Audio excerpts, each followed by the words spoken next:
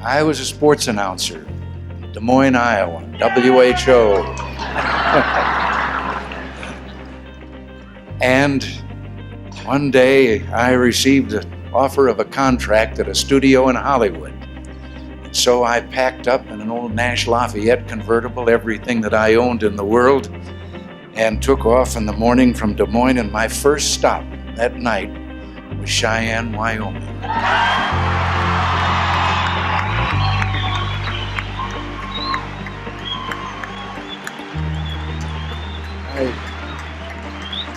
I checked in at a hotel, I had dinner, and then I went to a movie. And the movie just happened to be a thing called A Star is Born. Not the remake, the first time they'd made it. And those of you who might have seen it remember that it was a picture about the horrors and the vicissitudes of someone trying to get started in Hollywood.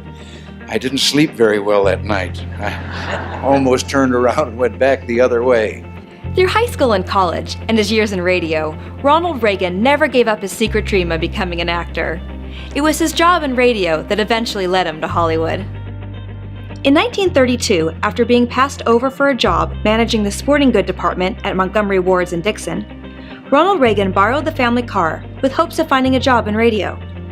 After being rejected by multiple stations in Illinois, he crossed the river into Iowa and stopped at station WOC in Davenport. He was hired as their sports announcer and was paid $10 for each football game he called, plus bus fare. When WHO in Des Moines purchased WOC, Ronald Reagan became their sportscaster, making a name for himself through the Midwest. In 1937, during his third annual trip to the Chicago Cubs training facility on Catalina Island in California, Ronald Reagan took a ferry from the spring training facility and met a friend in Los Angeles.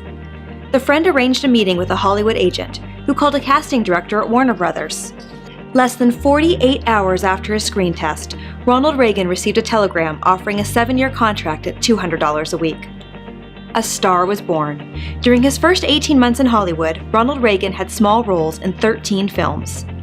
Ironically, his first role was as a radio announcer in 1937's Love is on the Air. Probably his best-known role is that of George Gipp in the film Knute Rockne All-American, released in 1940. The film left him with the nickname The Gipper, which followed him the rest of his life. In total, Ronald Reagan appeared on screen in 53 films between 1937 and 1964. In March of 1947, Ronald Reagan was elected the president of the Screen Actors Guild, making him the only U.S. president to ever have been the president of a union. He would be re-elected for 5 more consecutive one-year terms. As president of the Screen Actors Guild, Ronald Reagan was called before the House Un-American Activities Committee in the late 1940s to testify about the influence of communism in Hollywood. His stand brought threats of violence, and the experience left him with a lifelong dislike for the tactics of international communism.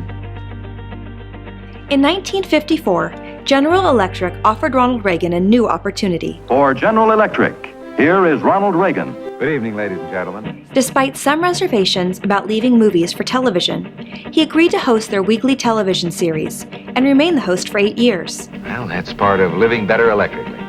In addition, as a GE Goodwill ambassador, Ronald Reagan traveled to 139 factories in 39 states.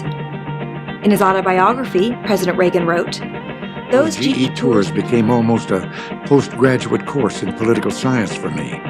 I was seeing how government really worked and affected people at the grassroots of America, not how it was taught in school. Have you ever wanted to be a radio sports announcer, a television host, or movie star? If so, the Ronald Reagan Presidential Library and Museum is the perfect place for your screen test. Using green screen technology, guests at the Reagan Museum can try all 3. To the top of the pyramid bleachers. Act alongside Ronald Reagan in Knute Rockne All-American. Host a General Electric theater television show. Or call a Chicago Cubs game for WHO radio. And slip it under the window to me. Thank you for joining us today. We hope you enjoyed this Inside the Library video. See you soon.